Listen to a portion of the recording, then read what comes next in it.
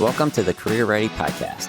Learn about resumes, cover letters, LinkedIn, interviewing, and all things you need to be career ready with the Career Services Center at College of DuPage. I'm one of your hosts, Pierre Michaels. Later in today's episode, you will hear an interview with Amanda Whiddon, an executive and corporate recruiter with the Berman Auto Group. And I'm another one of your hosts, Michelle Malik. I'm going to be ending the episode today with this week's question, which was submitted to our listener mailbag at careerpodcast@cod.edu. This question's about how to follow up after an interview, but first we're going to hear from one of our other hosts, Rebecca Harrington. Thanks, Michelle. I'm going to start our episode today with some information about the Career Ready competency of professionalism. So this is our competency of the day. Professionalism is one of the 8 top competencies from NACE, the National Association of Colleges and Employers. It has gone up in importance to employers over the last few years. So I figured I'd start with a definition from NACE.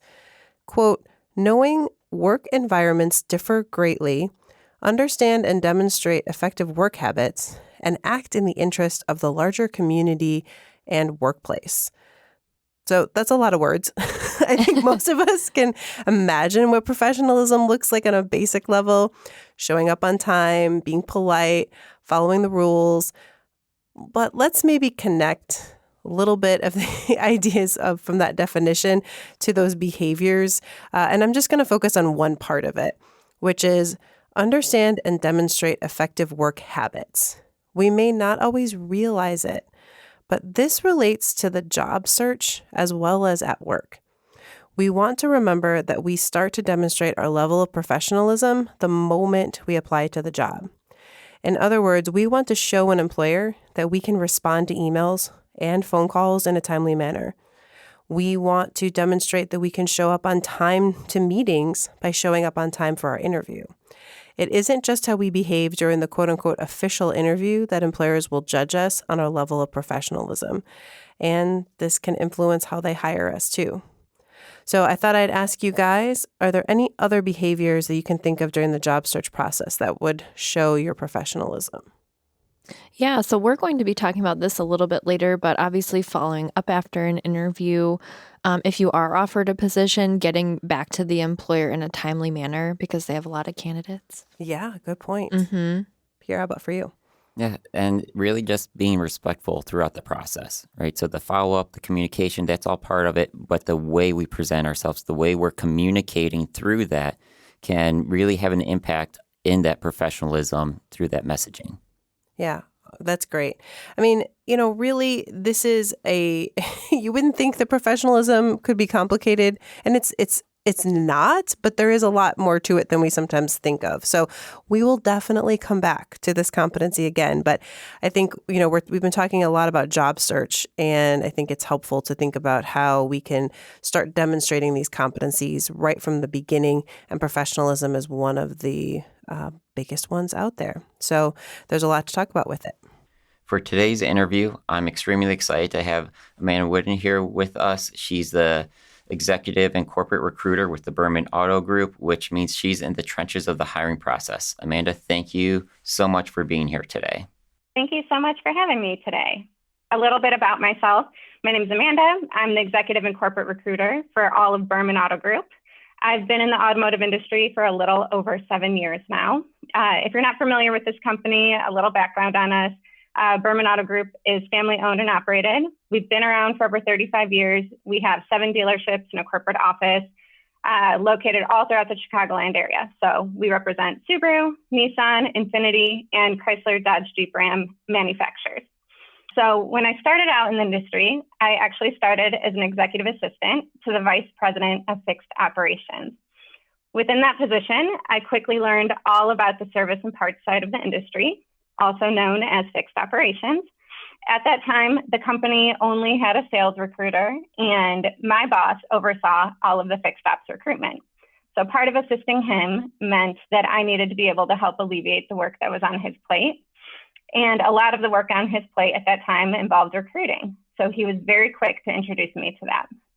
I learned everything from what an applicant tracking system was, to using it, to reviewing resumes, writing up job descriptions, posting to job boards, holding phone interviews, assisting in conducting the in-person interviews, the entire onboarding process from beginning to end. Within the first 2 years of working as his EA, I shadowed various fixed ops positions to fully learn what skills were needed to best fill those positions. After year 2, I started to shadow the corporate office personnel to learn how to recruit for them, and then eventually made my way into the sales side of the business. So essentially, I shadowed nearly every position in the company to best learn how to recruit for every department there was. And by year 3 within the company, we no longer had our sales recruiter, and I transitioned to become the full-time executive and corporate recruiter for all of Berman Auto Group. It's quite a journey within the company. And as you got started off there, things kind of changed a little bit for you, and you did get a little bit of that exposure. But how did you make those changes through the course of your career happen? It took a lot of hard work. I would stay late often. I would get to work early. When there were things I didn't know how to do, I'd go home after work. I'd watch YouTube videos. I remained teachable, and I wanted to learn the ins and outs of the industry. No one asked me to do any of those things, but I put forth 100% in any job I've ever had, and I treat it kind of like the golden rule, which is treating others the way you want to be treated. So I did the same towards this company.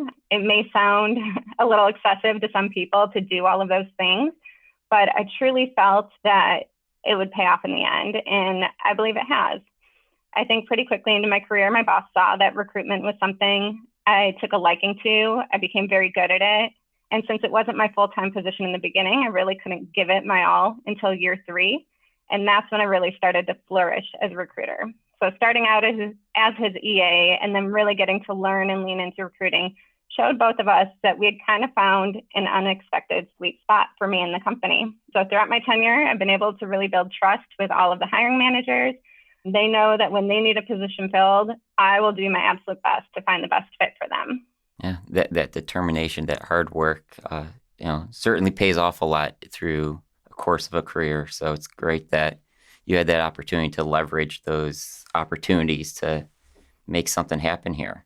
On the hiring side, I know you review applicants for a lot of different positions. What does that evaluation process look like for you? And does that process vary based on the type of position? Yeah, so the evaluation process does differ a little bit depending on the position and depending on the level role that it is. So for example, if we were to look at the porter position in the automotive industry, this position entails cleaning vehicles, shuttling customers, moving cars to and from the service bays. So when someone's applying for this position, they don't necessarily need to go through an extensive evaluation process, such as, a phone interview, 2 in-person interviews, et cetera.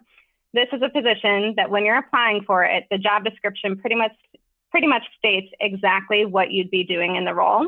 And as long as you're comfortable with the responsibilities listed, you have a clean driving record, and the schedule and pay works for you, you really kind of skip over all of the extras in the evaluation process. We have you come in to meet with the hiring manager, and the hiring manager typically determines immediately, either during or right after the interview, whether or not it's going to be a good fit and give a job offer. Now, let's say we're looking for an automotive technician. This is a position where there are many different levels. There's lube technicians, level 2 technicians, apprentice technicians, master technicians. This is a position where I would need to hold a phone interview with the candidate to best ensure that the skills align with the level tech that we're looking for. These phone calls can range from 10 to 30 minutes, depending on the type of conversation we get into, how much of a talker the person is. If everything aligns, from there, we'd move forward to the in-person interview. The hiring manager makes a decision on the job offer thereafter. The same could be said with a sales associate. It's a very similar process. I hold the phone interview, we move forward to the in-person interview, and the manager decides thereafter. But now let's skip all the way to a high level or executive position. This process is weighed very heavily. So when I hold a phone interview with these types of roles, these are hour-long phone calls. I gather much more in-depth information from the candidate. I get specifics on their numbers, on what their service drive looked like, how many employees they're overseeing. I ask them if they'd be willing to provide documentation for me. All of that is needed before they're even able to go to the next step in the hiring process. And the next step thereafter would be a phone interview with a higher level executive. But in order for that to happen, they would have to provide that documentation. If all goes well with the next phone interview with the high-level executive, then they typically hold an in-person interview and then one more final in-person interview with the other executives or higher level role that they'd be working alongside. So it definitely varies by position. Yeah, and a lot for you to keep track of regardless of the position. They're going through a lot to present themselves to you. So as you're going through these different stages, are there common threads that you're looking for as you're reviewing applicants, regardless of that position or entry-level executive, the type of work? Yeah. So on paper, I look for transferable skills or skill sets, depending on the level. So that's huge. Job loyalty is another one. And when I say that, it's more so, are they job hopping every 2 months? It doesn't mean you need to stay in a job that you hate your entire life. But I'm looking at, have you held 15 different jobs in the last 6 months or even the last year? I look at experience if it's required within the position. And I also look for location of the candidate. Location is a factor that I don't think many people really think about as heavily as they should. And the reason I say this is because I experienced this myself. So when I started in the company, I was only 25 minutes away from the office with traffic. A few years later, I ended up moving. And before I started working remotely, when there was traffic, it would take me 2 full hours to drive one way to work. So every day, 4 hours a day, I drove in Chicago traffic. It was miserable. No amount of money or job title is worth something like that. And that's the quickest way to ruin your work-life balance without even trying. So location is another factor that I consider for people, and I think that candidates should consider for themselves as well. So with that, you mentioned transferable skills being important. So as you're looking at applicants, what do you find more important, those industry and job-specific skill sets or the transferable soft skills? So that will also depend on the position. There are certain jobs that require specific skills. For example, if we're going to stick with the automotive industry, I couldn't walk in and start performing a coolant exchange on your car without knowing the hard skills of how to perform the job, right? So I couldn't hire someone to be a tech without having those skills to perform the job. But let's say you're looking to get into sales. You're personable, you're eager, you're comfortable approaching someone you've never met. Those are skills that transfer extremely well. Those are not specific to the job itself. You don't have to have car sales experience to sell a vehicle. Something that I think is relatable in any and every position is remaining open to learning and being trainable, teachable, and coachable. To have that need to just desire to learn and take in new things regardless of the position. I think that's really valuable for any job seeker, regardless of industry, to know that employers want you to be growing on that job. So as we think of these different skill sets, are there specific skill sets that you look for in all applicants? I'd say yes. So when I'm talking to an applicant over the phone, I listen for a few things. What does their character appear to be like? Are they bashing old jobs, bosses, coworkers? Are they coming across as rude or unkind? Or are they speaking kindly about their previous coworkers, teams, bosses? Are they someone who wants to learn or is teachable? You don't have to be someone who wants to climb the corporate ladder, but are you someone who's open to learning and helping others? Some of the best and most successful hires I've made in the company are those who have remained teachable and they've continued to flourish. I'd say that kind of includes myself as well. Even though obviously I didn't hire myself, I remained teachable. And if I had walked in on that first day and said no to learning recruiting just because it wasn't in my job description, I really wouldn't be where I am today. And the other final thing I really look for is honesty and integrity. I know that can be somewhat difficult to gauge while on a phone call, but the things that I'm listening for is what they are telling me aligning with what they wrote on the resume. Are they appearing to keep their story somewhat straight? Sometimes I'll ask a question and later revert back to the response. And when someone's not being honest, they easily get caught up in their lie. So for example, they may have told me in the beginning they were looking to leave their current job. They felt they weren't growing. And then later on, when I asked them how their boss, might rate their performance, it'll end up coming out, actually, I don't work there anymore, or my boss doesn't like me. I don't know why. That's why I'm looking to leave. So things aren't really adding up or aligning with what they told me in the beginning of the conversation. So honesty and integrity is another trait that I'm looking for. Yeah, that honesty and integrity just like that desire to learn, very valuable regardless of that position. So you may have hit on this just a little bit there, but is there something a candidate can do that will send them to an instant reject pile? So there's a few things. Instant rejections via an application are pretty simple. If you're applying for a job that requires you have a driver's license and you state on your application you don't have one, you will be rejected. If you're applying for a full-time position and then you notate you're only looking for part-time work, you're going to be rejected. I think a lot of people mass apply to jobs, especially on Indeed with the quick apply function, without really reading the job descriptions in full. On the descriptions I write up, I always put the schedule, the pay, the basic minimum requirements. So that way, essentially, I don't want to be wasting your time either. I want you to know all of these things up front. An instant rejection over the phone would be someone who isn't paying attention while we're on the phone interview. I've talked to people who will tell me, oh, I'm grocery shopping right now, but don't worry, I can focus. And they'll ask me, oh, can you repeat this question? Oh, I'm sorry, I wasn't listening, or I was talking to the attendant there. I've talked to people who will interrupt me and start talking to other people in the background or start talking over me. Those things in my mind are not so great. So that would be more of an instant rejection. And when you get to the phone interview stage with me, that means that you're the one who scheduled this phone call. I send you a calendar link and you schedule the call. I say this because there are a lot of people that I call at the scheduled time that they chose who tell me when they answer the phone, I'm not available to talk right now. Can you call me in 20 minutes? Can you call me tomorrow? Sorry. And I'll say, okay, well, I gave you this. I gave you the link to select the day and time that works for you. This was the time that you chose. Why are you no longer available?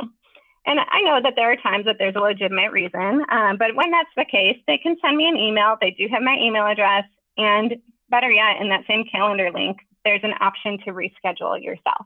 So there are things like that. And then one of the other things that would make you a little bit of an instant rejection is if at any point you end up receiving a rejection letter from applying for another position in the company and you respond to that rejection letter in a disrespectful way, not only does that affirm the decision, but it will make it so you're not considered for another position in the company. So if I send you a message saying that the manager selected a different candidate for the position and you respond with something along the lines of tell the manager to go screw himself, then I'm going to notate that on your profile. So that way, when you reapply for another position in the company, all of the hiring managers and myself will see that note as reference. And interestingly, there are a lot of people that reapply to various positions in the company and different locations. I find it sad that you have to say that as a situation, but I'm sure that's happened to make you bring it up. Why don't you just pay attention and be respectful? If you want this opportunity, you got to present yourself well. Absolutely. And if on a phone interview, if this is you putting your best foot forward, or on a rejection letter, I could only imagine what it would be like if things didn't go well. Mm-hmm. Yeah, but a lot of good information in there, just as far as, paying attention to the application, knowing what you're applying to, being able to, stay consistent in what you're communicating.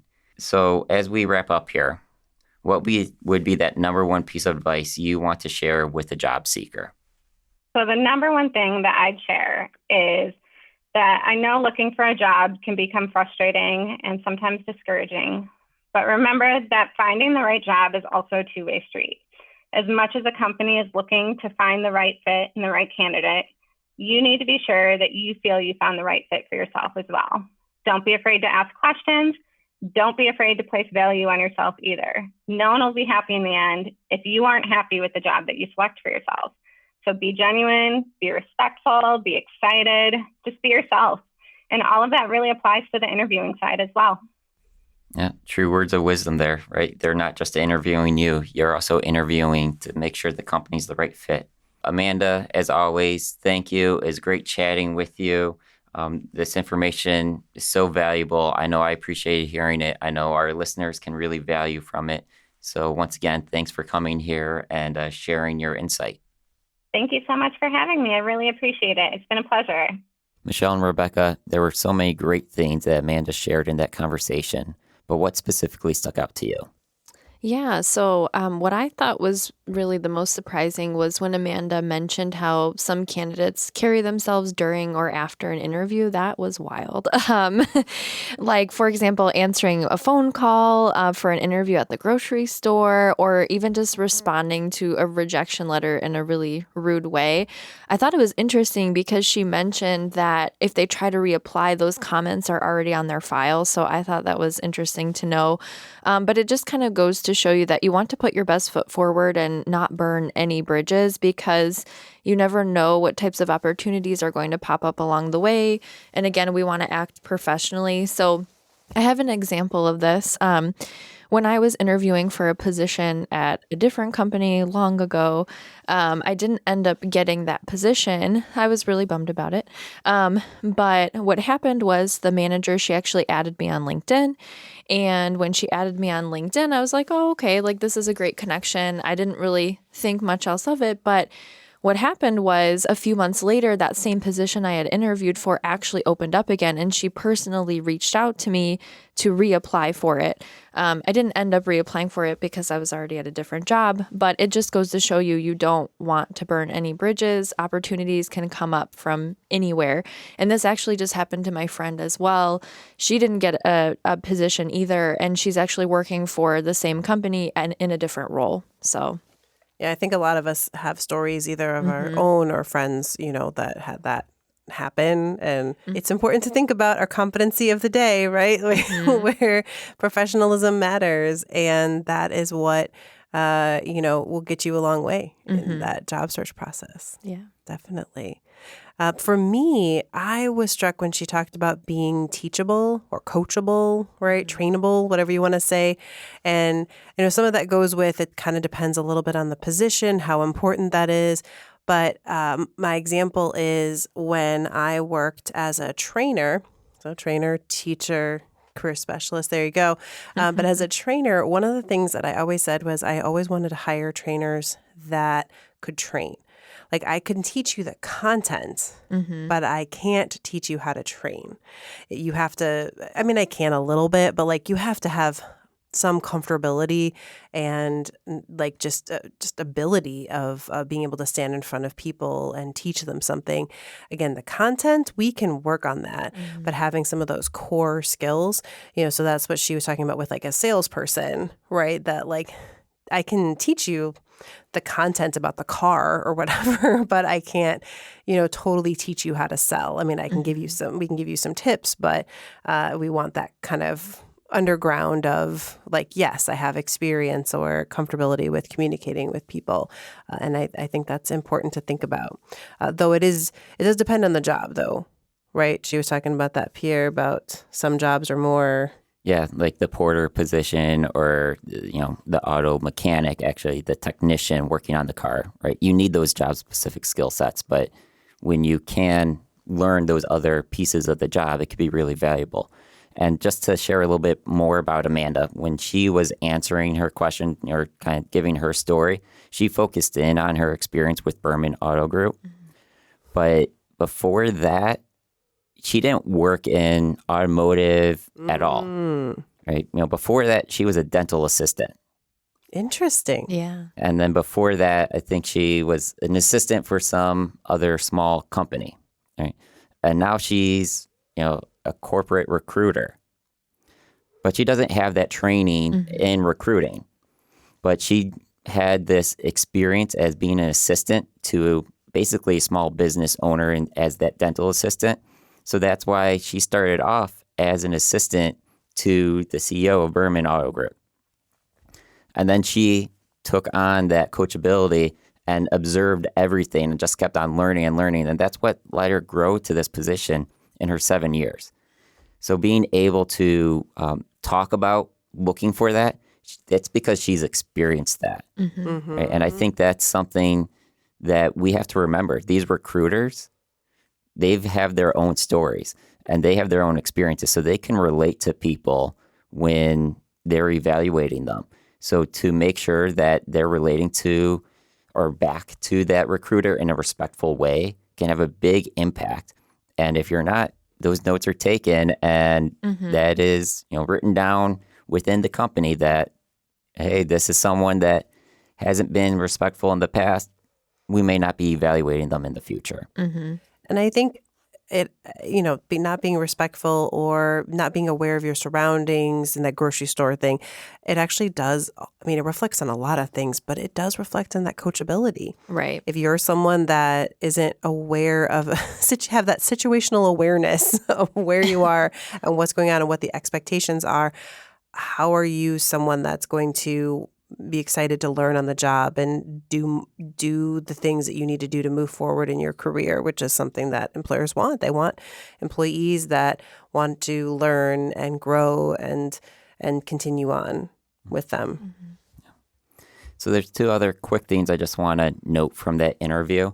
One thing that as far as that evaluation process and how that changes for position to position, just want to throw that out there for our listeners. As you're seeking that job, no, there is no cookie cutter method that a company is using. Even within a company, it's going to vary. Mm-hmm. So once you think you got that process down, well, it may change. So be flexible as you're searching for that job, because all companies and even within companies are going to have different methods. Another thing I want to throw out there is just this idea of when you are interviewing, you're also interviewing the company. You're making sure this is the right fit for you. Yes, they want to hire the best candidate, and you want to prove that you're the best candidate, but you also want to make sure that what you're getting yourself into is going to be valuable to you moving forward as well. Yeah, definitely. I think that, again, that's something that she talked a lot about phone screening, and I think that's a big part of it. That's become a bigger part of it. And that process, because, hey, we don't want to waste anyone's time. We don't want to waste our time, and we don't want to waste your time. So let's make sure we kind of get some of those initial questions. And we always say you should have questions, right? So yeah. Well, I was just going to mention that too. I think that's why it's so important to have those questions at the end of the interview, because again, that's where you turn it around and now you're interviewing the employer to make sure it's a good fit. Yeah. Yeah. Not just a good fit, but also then you're showing your interest in the position, right? So all these components of the job search have multiple reasons why we recommend you do them. Mm-hmm. Absolutely. So as we think of being involved through that process, let's go ahead and talk a little bit about the interview as Michelle answers a question. Thanks, Pierre. So Amanda spoke a lot about professionalism during the hiring process, and we actually had one listener ask us the following question: how do I follow up after an interview? Should I send an email or a card? And that's a wonderful question. So one way to maintain that professionalism during an interview is to send a thank you after the interview actually happens. So I have a few tips here, and we'll go through these. So first, you want to send a thank you to each individual interviewer that you met with, and send that within 12 to 24 hours while the interview is still fresh in everybody's mind. Also, if it's an in-person interview, you can ask for business cards just to make sure that you have the correct contact information and that you can spell everybody's names correctly as well.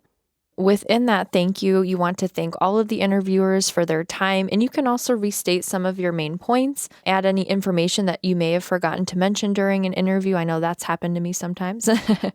I personally like to add an example of what I learned or something that I found interesting in the interview, just to show that I was paying attention, and that could really make you stand out too. Lastly, a handwritten card may also make you stand out in the interview process. So if you do have an in-person interview, you can give them a handwritten card as a thank you. But there's a few tips on that as well. So we say that no matter what, you always want to send an email as a thank you. So if you do choose to give your interviewers cards, you can turn them into the receptionist, for example, at the end of the interview before you leave. However, there's really no telling when an interviewer is going to open that card. So it's always best to follow up with an email just to ensure that you thank the interviewers in a timely manner. I think that having a handwritten card is a great personal touch, and it's something that they can receive in addition to that email. Definitely. And I just want to reiterate the ask for a business card. Yes. Or ask for people's names and just jot them down if it's a online interview, because I am the worst at forgetting to do that. And then afterwards, you're like, okay, well, there can't be that many Sarah Smiths at this company. And you're trying to find, and you're like, is this the right one? I don't know. So definitely make sure you get the spelling of names and a business card if you can. Yeah, it is so hard to find people's names. I'm also thinking, okay, like I can totally find this interviewer's name on the website, and it never happens. So, so if you have a listener mail question, be sure to email us at careerpodcast@cod.edu. I also wanted to take this time to ask, is there anything else that we wanted to mention before we wrap up? Yeah, thanks, Michelle. I wanted to actually just talk a little bit about the month of October. I know you guys like to celebrate it for the spooky goodness of it. Michelle and I really do like the spooky. Yes, Halloween is the best. But did you know October is also National Disability Employment Awareness Month? Oh, I mean, we did know, but... Yeah, I did, but no, tell us more. All right, so that's a long title, but it's about awareness of people with disabilities and that need for employment. Because when we look at the statistics, right, we know that they tend to be unemployed at a rate almost double of that of people without disabilities. But other statistics that aren't shared as often, we don't have to do a deep dive into all this, but studies have been done, they've been pulled together, and we know that people with disabilities are just as good as workers as people without disabilities. We also, from these studies, sometimes get hints that they're more dedicated workers than those without disabilities. And this was done by the DuPont Group or corporation, the DuPont studies, and they stopped doing them because they realized that they keep getting the same evidence of people with disabilities being good workers. So just want to throw that out there as we're creating the awareness, living in this awareness of the month and continuing this conversation. And I also wanted to throw out a movie recommendation. Ooh, that's cool. Yeah, I know we all like our movies. So this was kind of just, flew under the radar, I think. It came out in 2007. It's called Music Within. It's based off the true story of Richard Petitmill. And he was a Vietnam vet that during the war, he lost his hearing. And he wanted to take advantage of some of those veteran benefits. But at that time, they wouldn't give him any because he was deaf. He couldn't work. So he became an advocate, and he worked to get vets jobs, and he started training corporations on how to work with vets. So it's a great story, great movie. He was also a strong advocate for the ADA, which wasn't the first law, but the American with Disabilities Act was a very important law to help continue that fight of people with disabilities finding employment. So just want to throw that out there and make sure you check out that movie.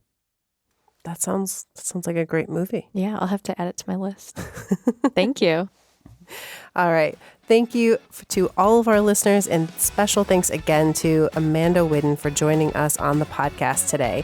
Be sure to join us for our next episode as we talk about surviving the stress of the job search. And of course, one more reminder, email us at careerpodcast@cod.edu and follow us on social media at COD Career Center. Thanks, everyone.